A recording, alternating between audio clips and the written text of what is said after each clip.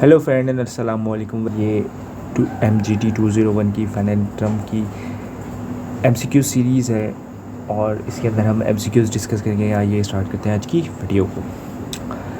NVT is always worth a dash a comparable NVT select the correct option less than more than equal to can be found in to be। तो इसका answer है more than।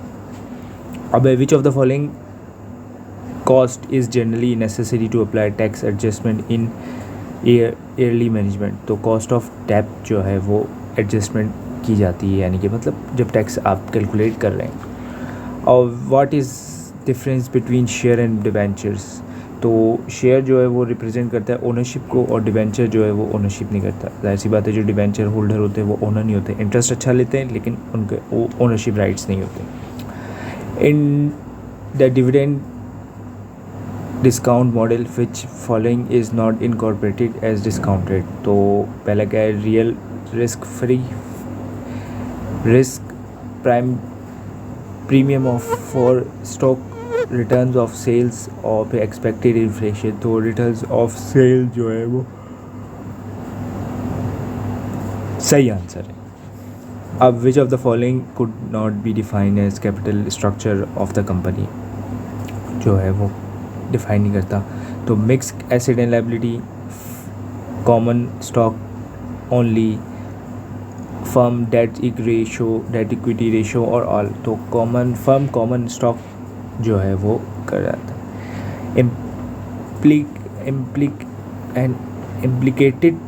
Implicit cost for adding debt to the capital structure dash. Correct का answer क्या है, incremental increase the required returns of equity. Which of the following cost would be consider as a fix cost. तो raw material, bad debts loss और production labour. तो depreciation जो है वो consider की जा सकती है इस मामले में fix cost. Which of the following is not recognize and appropriate determine the cost of equity selection. Correct option tax dividend discount model, before tax cost preference plus risk premium, capital assets और फिर before tax to be. तो इसका सही answer है before tax cost of preference. Which of the following would be consider cash flow item if the operating activity select. Cash outflow to the government for tax, cash outflow यानी कि मतलब operating activities में से आपको choose करनी है। तो dividend वाली जो है वो इन्वेस्टिंग एक्टिविटीज़ के अंदर आ रही है और जो है परचेजिंग है वो भी आपकी फाइनेंशियल एक्टिविटीज़ के अंदर इन्वेस्टिंग एक्टिविटी में आती है। तो आउटफ्लो ऑफ टैक्स जो है वो ही आपका ऑपरेटिंग एक्टिविटी में आता है। Which of the following factor might affect the stock returns. क्या है, किसी बिजनेस साइकिल, इंटरेस्ट और इन्फ्लेशन। तो ये ऑल चीज़ें जो हैं वो आपकी अफेक्ट कर सकती हैं। Which of the following is and are the characteristics of perpetual select करें।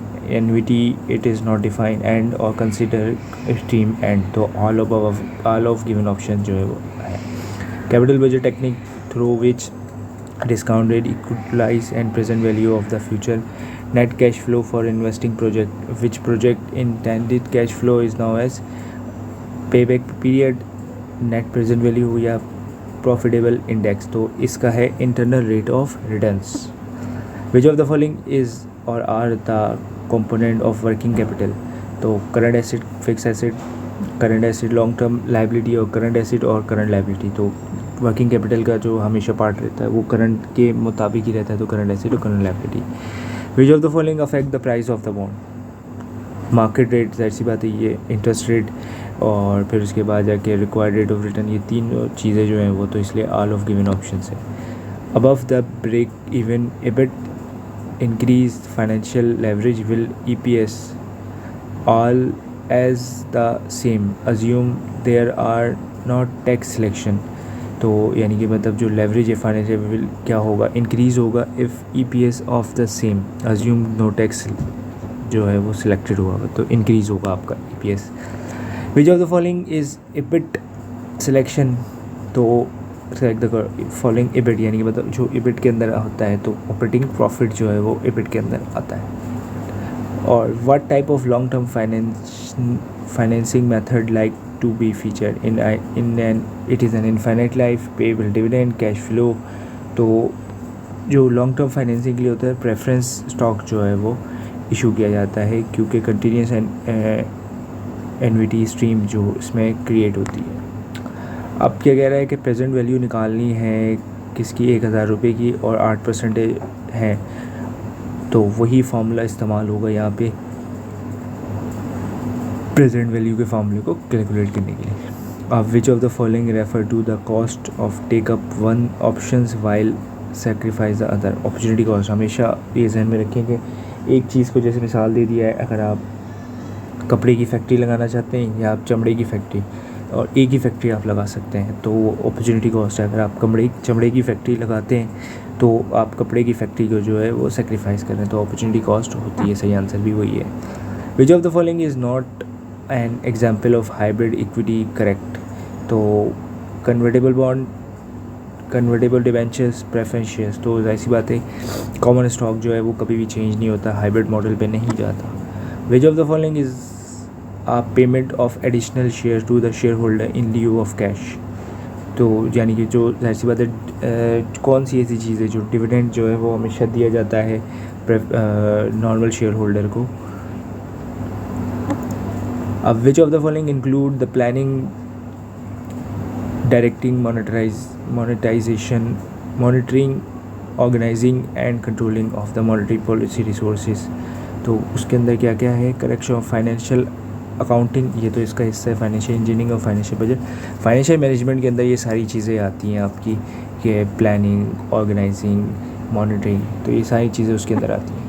अब which of the following is not step percentage of the sales by using the financial forecasting. तो उसके अंदर क्या है, estimated year by year sales revenue and or estimated level of investment need to be required to meet estimate sales or to estimated the financial needs. So estimated return earning. अब what is the most important criteria in capital budget select करना है। जब भी आप capital budget बनाते हैं उसके अंदर क्या क्राइटेरिया है, returns of investment, profitable index, net present value और पे बैक पीरियड। तो नेट प्रेजेंट वैल्यू जो है वो आपका इन्वेस्टमेंट। अब the value of the bond is not directly tied with the value of which the asset, liquid asset of the business, real asset of the business, fix asset और long term asset. तो fix liquid asset of the business. Which how can a company improve lower dept to dept asset ratio. तो bye selling common stock, यानी जितने भी आपके जो common stock है जो वो आप बेच दें तो आपके डेप्ट जो है वो एसेट टू रेशियो इम्प्रूव हो जाएगा। अब all of the following are the financial statement use to purpose of reporting except cash budget,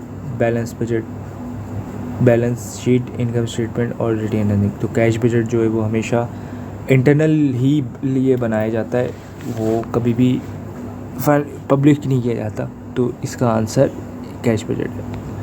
अब which of the following is fall about perpetual, select the correct option. Cash flow, it is a series of cash flow occur for specific period, it cash flow as identify none of over. तो cash flow of occur for a specific period, of which type of responsibility is primarily associated with controlling and tragedy। तो उसके अंदर select the correct option, operating, financial management, accounting और accounting financial management। तो सही answer भी accounting financial management है। अब क्या कह रहे हैं, प्रेजेंट वैल्यू ऑफ 35 लाख कितने साल के लिए, 50 साल के लिए, और रिटर्न जो है वो 18% है। तो इसकी प्रेजेंट वैल्यू का हम फॉर्मूला हम कोर्स के अंदर पढ़ चुके हैं, उसके अंदर आप पुट करेंगे तो आपके पास आंसर आ जाएगा 1,05,000। What would be the result fair when there is an increase in number of shares outstanding by the resulting par value। तो स्टॉक को स्प्लिट कर दिया गया, यानी मतलब पार वैल्यू जितने, जैसे जो शेयर था वो आपने 10 रुपये पे इशू किया, आपने स्प्लिट कर दिया, तो अब 2 शेयर बनाती, मतलब 10 रुपये के 2 शेयर बनाती, मतलब 5-5 रुपये, तो पार वैल्यू जो है वो गिर जाएगी, तो 5 रुपये का भी एक शेयर हो गया। अब which of the following market finance refer to the market in short term, govern and corporate debentures. तो मनी मार्केट जो है वो आपको शॉर्ट टर्म लोन दे देती, कैपिटल मार्केट और प्राइमरी मार्केट और सेकेंडरी मार्केट ये सारी नहीं देती। इससे मनी मार्केट जो है वो आपको 3 महीने का, 6 महीने का, 9 महीने का पीरियड आपको दे देती है।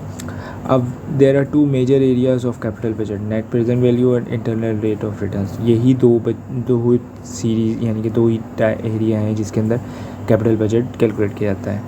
Is equal to the common stock equity share holder select book value, यानी कि मतलब जब भी कॉमन स्टॉक जो है वो लिया जाता है तो बुक वैल्यू पार वैल्यू पे लिया जाता है। जैसे 10 रुपये का इशू किया, 100 रुपये का इशू किया, इस तरीके से।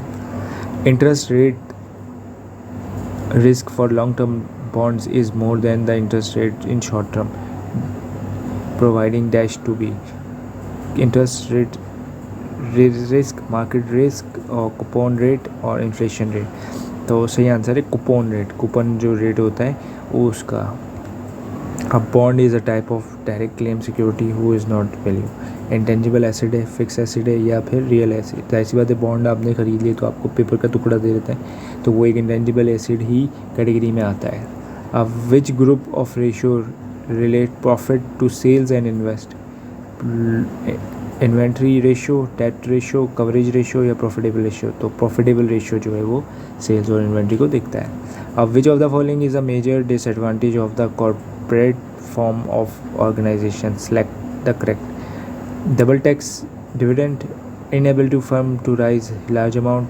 डिसएडवांटेज कह रहे हैं कॉर्पोरेट का, तो वो डबल टैक्स होता है। डबल टैक्स कैसे होता है कि भाई कंपनी को टैक्स अपने प्रॉफिट पे देना है और फिर जब कंपनी ने डिविडेंड अनाउंस किया तो जो उसके शेयर होल्डर है उनको भी इस पर टैक्स देना पड़ेगा।